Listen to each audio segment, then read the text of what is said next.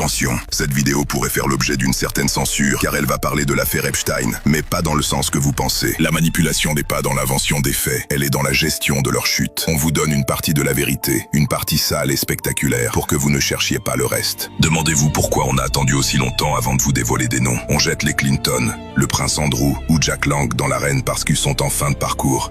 Parce que leur utilité pour le système est épuisée. En sacrifiant ces pions et d'autres, on sauve la structure. On sature votre espace mental avec 3 millions de pages, pour que vous ne remarquiez pas les 10 millions qui restent sous scellés. Ce n'est pas une manipulation par le mensonge, c'est une manipulation par le timing. Pourquoi ces révélations sortent-elles maintenant, en ce début d'année 2026? Parce que le système a besoin d'une purge pour se légitimer à nouveau. En France, le dossier Jack Lang ressort parce que l'omerta parisienne n'est plus tenable, face à la pression numérique internationale. Le système français ne lâche rien par honnêteté.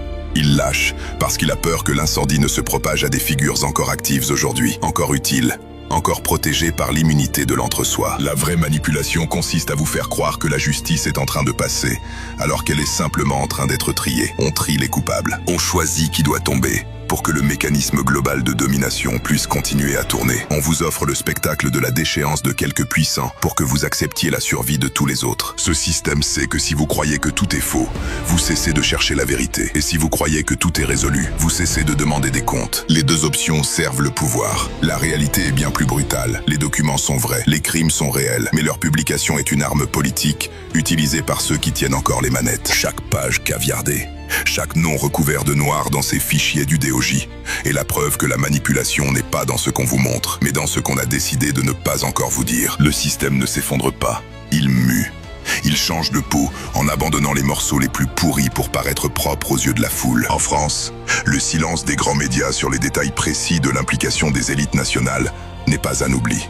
C'est un choix. C'est la protection active d'un cadre de vie, où le politique, le médiatique et le judiciaire mangent à la même table. Ils ne manipulent pas l'information, ils gèrent votre perception de l'acceptable. Pourquoi tout cela a-t-il tenu si longtemps? Parce que le système est une pyramide de chantage. On n'entre pas dans ces cercles par mérite, on y entre par cooptation et par compromission. Si vous avez une vidéo de moi, j'ai un dossier sur vous. C'est la garantie d'une paix sociale entre puissants. Ne vous bercez pas d'illusions en pensant que ces révélations marquent le début d'un grand nettoyage. Ce système de merde ne tient que parce que votre passivité est son premier carburant. Pendant que vous scrollez, pendant que vous analysez ces noms comme on regarde les résultats du loto, d'autres réseaux se tissent, d'autres îles se construisent, et d'autres enfants sont déjà en train d'être vendus par ceux dont les noms n'apparaîtront que dans la déclassification de 2050. La question n'est pas de savoir si c'est une manipulation, la question est de savoir jusqu'où vous êtes prêt à accepter que votre réalité soit gérée par des prédateurs qui vous méprisent assez pour vous jeter leurs restes en pâture et appeler ça de la transparence.